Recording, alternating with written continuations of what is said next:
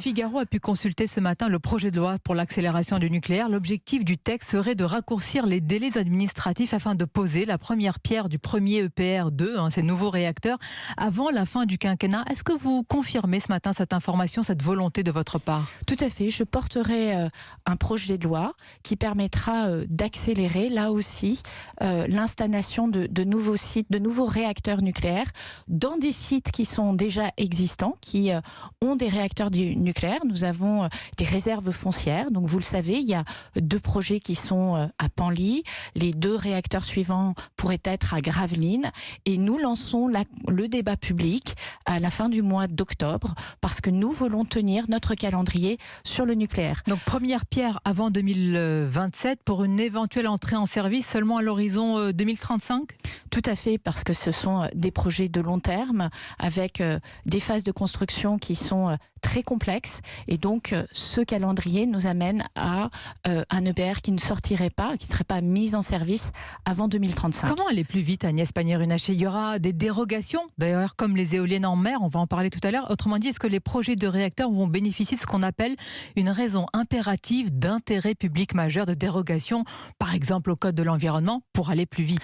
Alors notre objectif, c'est sur les sites qui accueillent aujourd'hui des installations nucléaires, de faire en sorte de pouvoir accélérer les procédures administratives. Pourquoi ? Parce que ces sites, on les connaît déjà d'un point de vue environnemental, d'un point de vue d'archéologie préventive.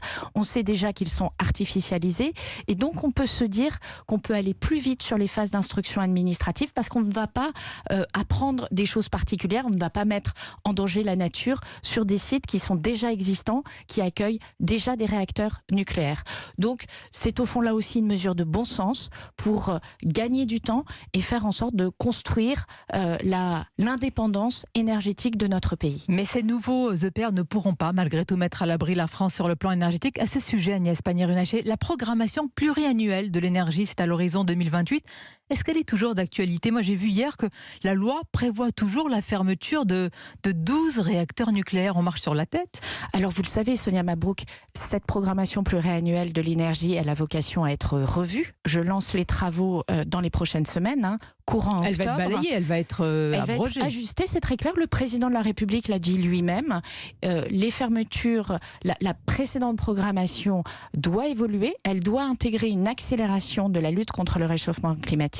Donc, elle doit intégrer une augmentation de notre production d'électricité. Et le président de la République a très clairement dit, dès février dernier, qu'il prolongerait toutes les centrales nucléaires tant que les conditions de sécurité sont réunies. Et c'est ce que nous ferons. D'ailleurs, un sujet particulier. Est-ce qu'on a les compétences aujourd'hui? D'ailleurs, c'est une question assez vertigineuse de la poser en France, parce qu'on était quand même les champions du nucléaire. Est-ce qu'on a les compétences aujourd'hui pour ces nouveaux EPR2, pour les construire, pour les maintenir? Alors je l'ai dit, c'est un projet de longue haleine, c'est un des plus beaux projets industriels que nous allons lancer en France dans les prochaines semaines, et nous avons un programme à la fois de formation et de recrutement qui est très intense. EDF nous indiquait qu'ils auraient besoin de grosso modo 10% des ingénieurs qui sont aujourd'hui formés en France. Ça fait partie de la feuille de route que de travailler sur l'attractivité de cette filière, mais également sur les recrutements et sur la formation.